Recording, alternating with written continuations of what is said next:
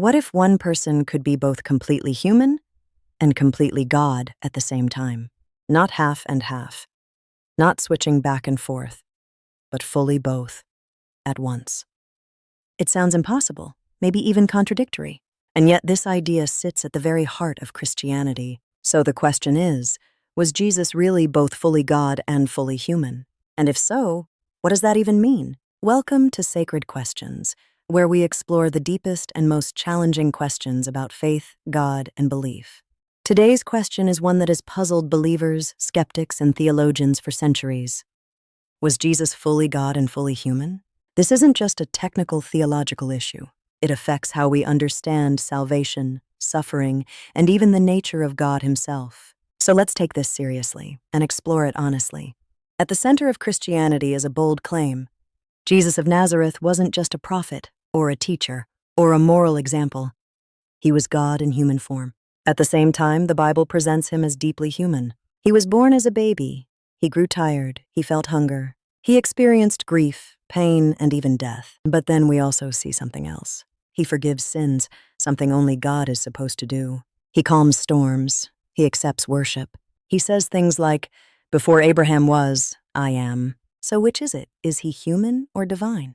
Christianity's answer is both. The classical Christian understanding is called the hypostatic union. It's a complex term, but the idea is simple. Jesus has two natures, fully God and fully human, united in one person, not mixed together, not divided into two separate beings, but fully both at the same time. Think of it like this, not as a perfect analogy, but a helpful one. Jesus doesn't lose his divinity when he becomes human, and he doesn't pretend to be human while secretly only being divine.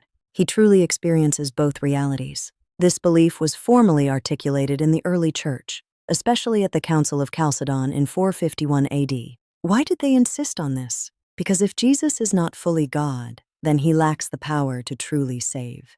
But if he is not fully human, then he doesn't fully share in our experience and can't truly represent us.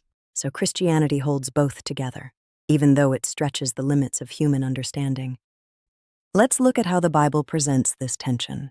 In the Gospel of John, we read, "In the beginning was the Word, and the Word was with God, and the Word was God. And the Word became flesh." That's a direct claim of divinity entering humanity.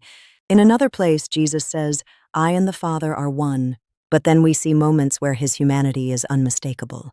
He weeps at the tomb of Lazarus. He prays in distress in the Garden of Gethsemane. On the cross, he cries out, my God, why have you forsaken me?"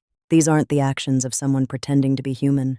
They are deeply real, deeply human experiences. So the Bible doesn't resolve the tension, it presents it, and invites us to wrestle with it. Now let's be honest, this idea raises serious questions.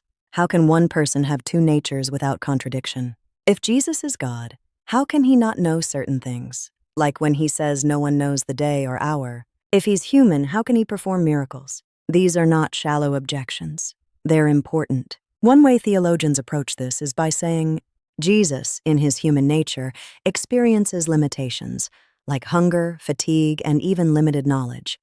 But in his divine nature, he possesses the fullness of God. The mystery is not that he switches between the two, but that both are present simultaneously. And yes, it is mysterious.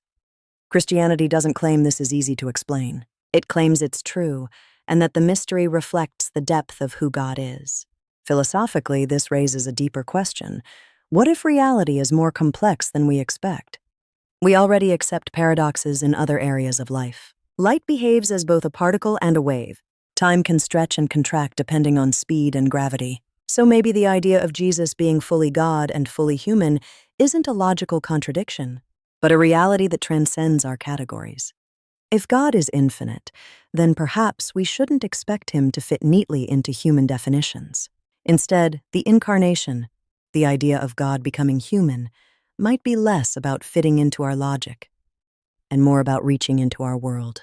But here's the real question. Why does this matter? Because if Jesus is fully human, then he understands us. He knows pain. He knows temptation. He knows what it feels like to suffer.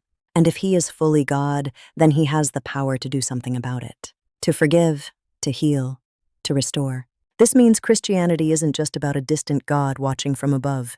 It's about a God who stepped into our world and experienced it from the inside. So was Jesus fully God and fully human? Christianity says yes. Not because it's easy to understand, but because it reveals something profound. A God who is not distant, but near. Not detached, but involved. Not abstract, but personal. But what do you think? Does this idea make sense to you?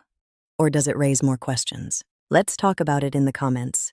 And if you enjoy exploring deep questions like this, subscribe to Sacred Questions, because we're just getting started.